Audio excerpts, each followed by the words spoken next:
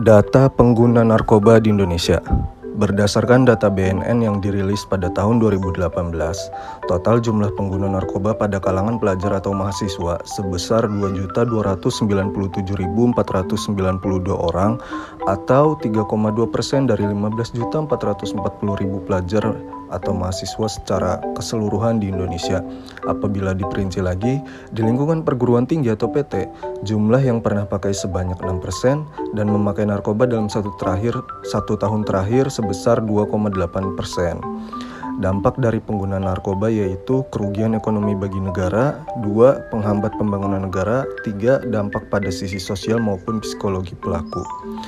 Banyaknya dampak buruk dari pengedaran dan penggunaan narkoba tersebut mendorong pemerintah untuk berfokus mengatasi isu permasalahan tersebut melalui program dan kebijakan penanggulangan serta pencegahan narkoba. Maka perlu dilakukan analisis dampak dari program dan kebijakan yang diluncurkan tersebut untuk mengetahui sejauh mana program dan kebijakan tersebut dalam mengatasi permasalahan isu narkoba di lingkungan perguruan tinggi. Masalahnya adalah lemahnya koordinasi antara pemerintah pusat dan perguruan tinggi. Penyebab dari masalah tersebut terbagi menjadi dua, yaitu faktor internal dari perguruan tinggi itu sendiri dan faktor eksternal. Faktor internal terdiri dari kurangnya pengawasan di lingkungan perguruan tinggi, kurangnya sumber daya pelaksanaan kebijakan penyalahgunaan narkoba di perguruan tinggi, dan kurangnya sosialisasi kepada mahasiswa mengenai dampak narkoba.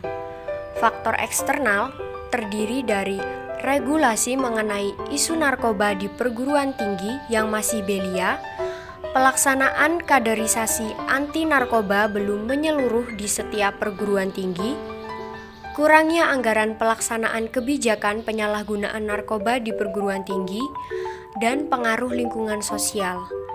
Masalah tersebut mengakibatkan meningkatnya jumlah penggunaan narkoba oleh mahasiswa. Selanjutnya adalah pemetaan regulasi.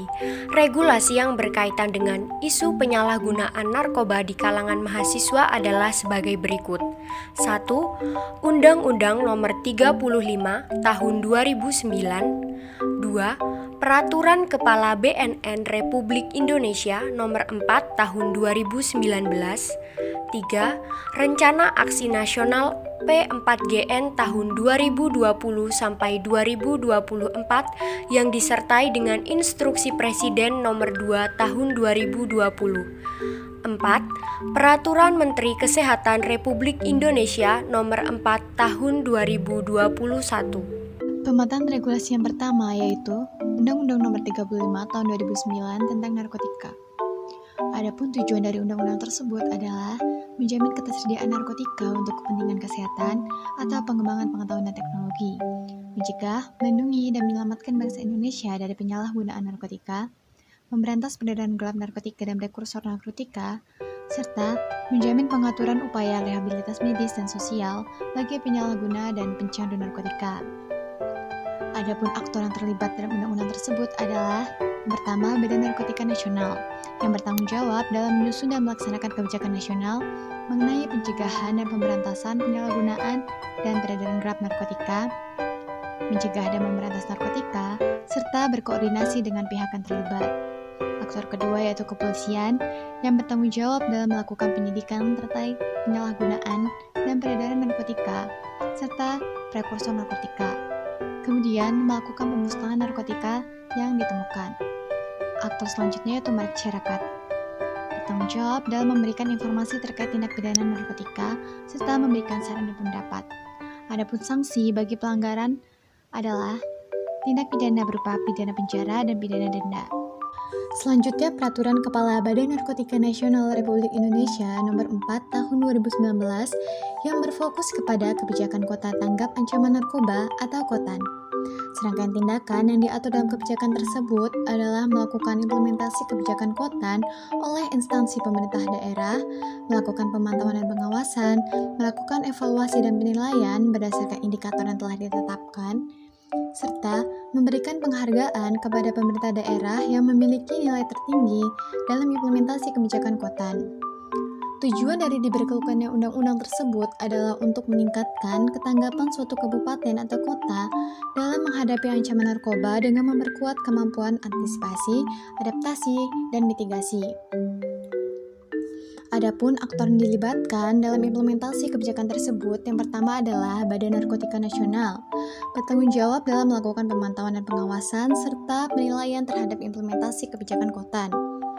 Kedua yaitu pemerintah daerah, bertanggung jawab dalam melakukan penyelenggaraan kebijakan KOTAN, melakukan kerjasama dengan lembaga pemerintahan, serta melakukan penguatan kebijakan daerah agar responsif terhadap ancaman kejahatan narkotika.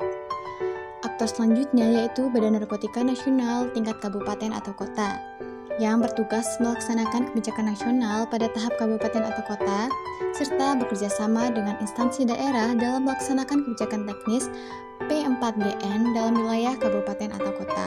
Pemetaan regulasi yang ketiga yaitu Rencana Aksi Nasional P4GN tahun 2020 sampai tahun 2024 yang tertuang dalam Instruksi Presiden Nomor 2 tahun 2020. Fokus pada kebijakan ini yaitu Aksi Nasional dan Penguatan P4GN tahun 2020 sampai tahun 2024. Adapun tindakan yang dilakukan dalam kebijakan ini yaitu yang pertama, peningkatan kampanye publik tentang bahaya penyalahgunaan narkotika dan prekursor narkotika. Yang kedua, deteksi dini penyalahgunaan narkotika dan prekursor narkotika. Yang ketiga, pengembangan pendidikan anti korupsi dan prekursor narkotika. Yang keempat, kawasan rawan dan rentan narkotika. Yang kelima, pembersihan tempat dan kawasan rawan peredaran gelap narkotika dan prekursor narkotika. Yang keenam, penguatan pengawasan pintu masuk negara Republik Indonesia, seperti bandara, pelabuhan, dan pos lalu lintas batas negara. Yang ketujuh, pengetahuan sistem pengawasan prekursor di Indonesia. Yang kedelapan, peningkatan kapasibilitas dan aksesibilitas layanan. Yang kesembilan, peningkatan sumber daya manusia dalam layanan rehabilitas. Yang kesepuluh, pelaksanaan penelitian. Dan yang kesebelas, penyajian data dan informasi P4GN. Adapun tujuan dari kebijakan ini yaitu pemberantasan peredaran dan penyalahgunaan narkotika kepada seluruh warga negara Indonesia. Yang kedua, memiliki data dan informasi akurat terkait narkotika di Indonesia. Yang ketiga, memberikan pengetahuan kepada seluruh warga Indonesia terkait bahaya dan dampak narkotika. Masa berlaku kebijakan ini yaitu dimulai dari 28 Februari tahun 2020 hingga 2024. Tanggung jawab dalam kebijakan ini yaitu yang pertama, Menteri Koordinator Bidang Politik, Hukum, dan Keamanan memfasilitasi Kepala Badan Narkotika Nasional dalam mengkoordinasikan kementerian dan lembaga untuk melaksanakan Rencana Aksi Nasional P4GN tahun 2020 sampai tahun 2024. Yang kedua, Menteri Dalam Negeri melakukan pembinaan dan pengawasan terhadap pemerintah daerah dalam melakukan fasilitas dan melaksanakan Rencana Aksi Nasional P4GN tahun 2020 sampai tahun 2024. Yang ketiga, Menteri Perencanaan Pembangunan Nasional atau Kepala Badan Perencanaan Pembangunan Nasional dalam mengkoordinasikan perencanaan kegiatan dan penganggaran untuk melaksanakan Rencana Aksi Nasional P4GN tahun 2020 sampai tahun 2024. Yang keempat, Sekretaris Kabinet melakukan pengawasan pelaksanaan Instruksi Presiden. Yang kelima, Kepala Badan Narkotika Nasional mengkoordinasikan kementerian dan lembaga dengan berkoordinasi dengan pemerintah daerah dalam melaksanakan Rencana Aksi Nasional P4GN tahun 2020 sampai tahun 2024. Regulasi selanjutnya ialah Peraturan Menteri Kesehatan Republik Indonesia Nomor 4 Tahun 2021. Fokus dalam regulasi ini ialah menetapkan perubahan penggolongan narkotika di Indonesia. Tindakan yang diharuskan ialah mensosialisasikan mengenai obat-obatan ataupun jenis-jenis narkotika di Indonesia, melakukan kampanye kepada masyarakat tentang narkotika di lingkungan pelayanan kesehatan, memberikan pengetahuan tentang narkotika kepada tenaga kesehatan di Indonesia. Tujuannya, menginformasikan tentang obat dan bahan yang termasuk ke dalam jenis narkotika, mencegah penyalahgunaan obat dan bahan yang termasuk narkotika oleh masyarakat. Masa berlaku dalam regulasi ini ialah 19 Januari 2021. Tanggung jawab dalam regulasi ini, yang pertama, pemerintah pusat, Kementerian Kesehatan Republik Indonesia, pemerintah daerah, dinas kesehatan provinsi, dan masyarakat dengan ikut berpartisipasi dalam mencegah penyalahgunaan narkotika. Sanksi, mendapatkan rehabilitasi bagi masyarakat yang didapati melakukan penyalahgunaan narkotika, memberikan masa tahanan bagi masyarakat yang menjadi bandar maupun kurir obat atau bahan narkotika. Langkah selanjutnya ialah analisis pemangku kepentingan. Pihak-pihak yang terkait dalam isu narkotika di kalangan mahasiswa, yaitu yang pertama ada BNN, Badan Narkotika Nasional, yang kedua perguruan tinggi, yang ketiga lembaga swadaya masyarakat anti narkoba, dan yang terakhir organisasi mahasiswa. Pemangku kepentingan yang pertama yaitu Badan Narkotika Nasional atau BNN, merupakan lembaga dan kementerian yang berkedudukan di bawah Presiden dan memiliki pertanggungjawaban kepada Presiden. Berdasarkan Peraturan Presiden Nomor 23 Tahun 2010, Pasal 2 Ayat 1, BNN memiliki peran sebagai instansi yang melakukan pencegahan dan pemberantasan akibat penyalahgunaan serta peredaran gelap narkotika dan prekursor narkotika. Peran yang dilakukan oleh BNN yang pertama, mendorong gerakan masyarakat untuk peduli upaya anti narkoba. Yang kedua, mengumpulkan data, memantau, dan mengevaluasi. Ketiga, memberantas jaringan pengedar narkoba dengan membantu penegak hukum. Yang keempat, memfasilitasi bantuan korban penyalahgunaan narkoba. BNN memiliki wewenang dalam proses formulasi, implementasi, dan evaluasi kebijakan nasional mengenai pencegahan dan pemberantasan kerja penyalahgunaan dan peredaran narkotika.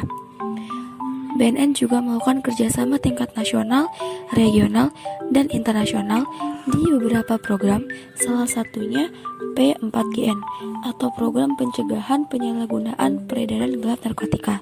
BNN menerapkan strategi melalui 3 bagian.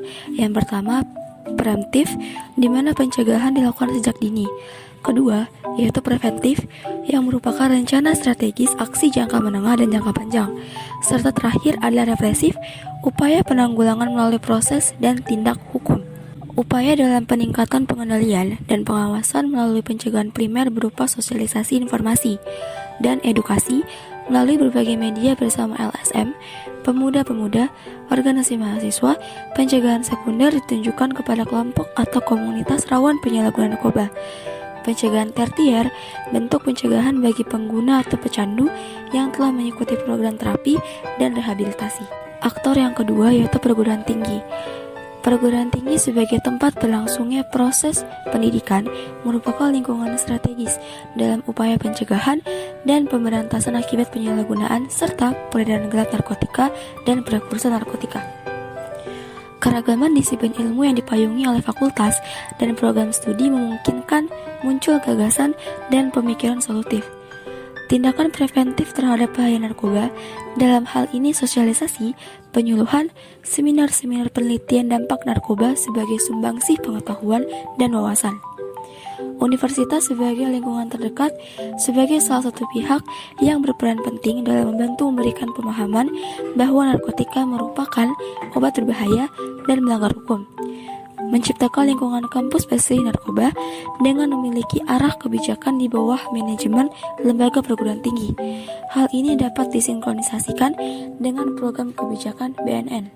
Selanjutnya yaitu LSM anti narkoba. Perannya adalah membangun jejaring kerjasama dan sinergi yang baik dengan BNN serta pemerintah di tingkat lokal dan nasional untuk mencegah penyalahgunaan narkoba. Kedua, membantu pelaksanaan program pemerintah dalam pencegahan dan pemberantasan penyalahgunaan dan peredaran gelap narkoba minimal di lingkungan terdekat. Yang ketiga, mensosialisasikan dan mengedukasi masyarakat termasuk mahasiswa tentang bahaya narkoba baik secara langsung maupun melalui media sosial.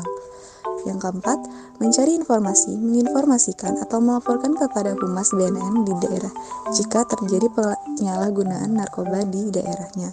Yang terakhir, menyampaikan saran saat evaluasi untuk memperbaiki metode dan cara yang tepat dalam membimbing masyarakat. Yang terakhir yaitu organisasi mahasiswa anti narkoba internal dan eksternal. Perannya yaitu yang pertama, mahasiswa anggota organisasi sebagai kader dan mitra kerja BNN dalam penyuluh anti narkoba di kalangan masyarakat. Yang kedua, mensosialisasikan bahaya penyalahgunaan narkoba kepada mahasiswa secara langsung di universitas atau melalui berbagai media. Yang ketiga, melakukan pendekatan dengan mahasiswa untuk mempermudah dalam melakukan sosialisasi pencegahan penyalahgunaan narkoba. Yang keempat, membuat program kerja kegiatan anti penyalahgunaan narkoba untuk mahasiswa seperti seminar, FGD, dan sebagainya. Yang keempat, membantu pihak universitas dalam mengawasi tindak penyalahgunaan narkoba di kalangan mahasiswa. Dan yang terakhir yaitu melaporkan kepada pihak BNN jika terjadi tindak penyalahgunaan narkoba agar dilakukan penangkapan dan rehabilitasi. Power Grid, perguruan tinggi atau universitas merupakan stakeholder yang memiliki kepentingan besar dan pengaruh besar. Sedangkan organisasi mahasiswa anti narkoba, baik internal maupun eksternal, memiliki kepentingan besar namun pengaruhnya kecil. BNN, lembaga tingkat nasional, memiliki kepentingan kecil dengan pengaruh yang besar. Dan terakhir, LSM anti narkoba memiliki kepentingan dan pengaruh yang sama-sama kecil. Stakeholders mapping. Pertama, perguruan tinggi atau universitas memiliki kepentingan pelaksanaan tugas dan fungsi, pengawasan, pertanggungjawaban kinerja, serta penelitian dan pendidikan. Perguruan tinggi memiliki research sebagai otoritas serta peran kewenangan. Kedua, organisasi mahasiswa anti narkoba memiliki kepentingan dalam melakukan edukasi kepada mahasiswa sebagai kontrol sosial serta pendukung kebijakan. Organisasi mahasiswa memiliki research sebagai kader dari pihak BNN. Ketiga, BNN memiliki kepentingan dalam legislasi, budgeting, dan pengawasan. BNN memiliki research dalam rangka legitimasi dan regulasi. Terakhir, LSM anti narkoba memiliki kepentingan mengawasi kinerja, mengangkat isu penyalahgunaan narkoba, serta memperjuangkan aspirasi masyarakat. LSM anti narkoba memiliki research sebagai organisasi dan kontrol sosial. Yang selanjutnya adalah Power Grid, yaitu stakeholder A, Badan Narkotika Nasional dengan kategori minimal effort. Dalam hal ini, mereka tidak memiliki interest yang tinggi dan juga power yang rendah untuk mempengaruhi. Badan Narkotika Nasional berperan sebagai sumber dari data mahasiswa yang terkena narkoba. Meskipun tidak dapat berharap banyak karena ranahnya adalah nasional, organisasi tetap harus menjaga kelompok ini untuk mendapatkan informasi dalam batas yang diperlukan, tetapi tidak harus berinvestasi terlalu banyak kepada mereka. Yang kedua adalah stakeholder B, organisasi mahasiswa dengan kategori keep informed. Memiliki interest yang tinggi dalam merespon semua keputusan organisasi, meskipun sebenarnya mereka tidak memiliki power yang besar untuk mempengaruhi. Karena pada dasarnya, organisasi mahasiswa adalah pihak yang paling dekat dengan mahasiswa dan bisa dijadikan sekutu untuk melapor apa yang terjadi di kalangan mahasiswa dalam ranah masalah narkoba. Yang selanjutnya adalah stakeholder C, yaitu lembaga swadaya masyarakat dengan kategori keep satisfied. Meskipun mereka berperilaku pasif dan menunjukkan rendahnya interest, perlu untuk menganalisis potensi minat dan reaksi kelompok-kelompok ini dalam semua perkembangan penting dalam organisasi dan melibatkan mereka sesuai dengan kepentingan mereka. Yang terakhir adalah stakeholder D, yaitu perguruan tinggi sebagai key player. Stakeholder ini adalah yang paling penting dan terlibat dalam semua perkembangan. Dikarenakan permasalahan ini terjadi di kalangan mahasiswa, maka perguruan tinggi sebagai pihak utama yang menjalankan kebijakan akan terlibat di semua perkembangan yang terjadi dalam kasus narkoba di kalangan mahasiswa. Yang selanjutnya adalah rekomendasi kebijakan. Yang pertama adalah dibentuknya tim pengawas anti narkoba. Selain berasal dari individu mahasiswa itu sendiri, penyalahgunaan narkoba juga bisa terjadi karena lemahnya pengawasan dari pihak universitas asal mereka. Hal ini terlihat dari tidak adanya pihak yang mendukung gerakan anti narkoba di kalangan kampus. Oleh karena itu, adanya tim pengawas anti narkoba diharapkan dapat mengawasi serta melakukan pemeriksaan lebih lanjut mengenai gerakan anti narkoba yang ada di lingkungan universitas atau institut masing-masing. Yang kedua, dari rekomendasi kebijakan yang bisa kami usulkan yaitu mengenai penguatan regulasi khusus mahasiswa, yang dimana sebagai bentuk komitmen keseriusan dari perguruan tinggi dengan diadakannya seperangkat peraturan khusus untuk mengendalikan serta mengontrol gerakan anti narkoba di kalangan mahasiswa, serta untuk rencana peningkatan atau penguatan regulasi. Selain digunakan untuk mengontrol dan mengendalikan penyalahgunaan narkoba, itu juga dapat digunakan sebagai sarana informasi serta edukasi tentang P4GN. Karena pada dasarnya mahasiswa juga berperan penting dalam mencegah penyalahgunaan narkoba. Yang ketiga yaitu pengadaan sosialisasi anti narkoba di lingkungan kampus. Pengadaan ini menggunakan pendekatan sosial mengenai pengetahuan akan bahaya narkoba yang merupakan langkah preventif dalam mengatasi isu-isu narkoba di lingkungan kampus. Lembaga universitas dan organisasi kemahasiswaan memiliki peran besar dalam mensosialisasikan bahaya penyalahgunaan narkoba dan mendorong terbentuknya aktivitas dalam kampus, seperti halnya pengembangan pusat informasi dan konseling masalah penggunaan narkoba. Rekomendasi kebijakan yang keempat yaitu penyesuaian kurikulum pendidikan. Upaya penanganan narkoba di lingkungan kampus cenderung berbentuk formalitas dan masih belum dirasakan manfaatnya. Maka dari itu, pengadaan mata kuliah anti narkoba dapat dijadikan salah satu sarana implementasi program anti narkoba. Dengan ini, universitas beserta tenaga pendidik akan berkontribusi secara langsung sebagai duta anti narkoba.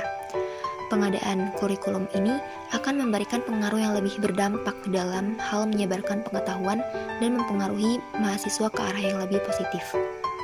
Analisis biaya dan manfaat pada Badan Narkotika Nasional, yaitu yang pertama diperlukan biaya monitoring, administratif, dan penegakan hukum. Kedua, diperlukan biaya pemenuhan fasilitas medis untuk rehabilitasi. Ketiga, diperlukan biaya pembuatan regulasi baru dan pembuatan badan pengawas di mahasiswa. Dengan itu diharapkan dapat bermanfaat dalam pencegahan, pemberantasan, penyalahgunaan, dan peredaran narkotika, menyediakan rehabilitasi, memberdayakan dan memberikan regulasi kepada mahasiswa mengenai pencegahan, penyalahgunaan, dan peredaran. Analisis biaya dan manfaat universitas. Universitas diharapkan dapat bermanfaat sebagai wadah untuk bekerja sama dengan BNN dan LSM dalam mengadakan sosialisasi atau penyuluhan arti narkoba dan memberikan upaya penyesuaian kurikulum pendidikan yang mendukung arti anti narkoba. Di sini saya akan menjelaskan 3 dari analisis biaya dan manfaat universitas. Yang pertama, biaya pelaksanaan sosialisasi. Yang kedua, biaya pengadaan kurikulum baru. Yang ketiga, biaya pelatihan tenaga pendidikan tentang kurikulum baru. Analisis biaya dan manfaat LSM anti narkoba. LSM diharapkan dapat bermanfaat sebagai kontrol di kalangan masyarakat tentang pentingnya pencegahan penyalahgunaan narkoba. LSM dapat berperan sebagai pengedukasi dan pengawas. Di sini ada dibagi menjadi 3 juga, yaitu yang pertama, biaya edukasi masyarakat secara langsung maupun melalui media. Yang kedua, biaya pengawasan kepada masyarakat. Yang ketiga, biaya pelaporan permasalahan narkoba. Analisis biaya dan manfaat organisasi mahasiswa. Organisasi mahasiswa diharapkan dapat bermanfaat sebagai massa pendukung gerakan anti narkoba di kalangan mahasiswa dengan berbagai upaya seperti menyelenggarakan webinar, seminar, sosialisasi, serta menjadi kader BNN meskipun pada realitanya masih sangat sedikit mahasiswa yang berfokus pada masalah ini. Adapun biaya yang dibutuhkan yaitu biaya pengadaan seminar dan biaya kaderisasi BNN.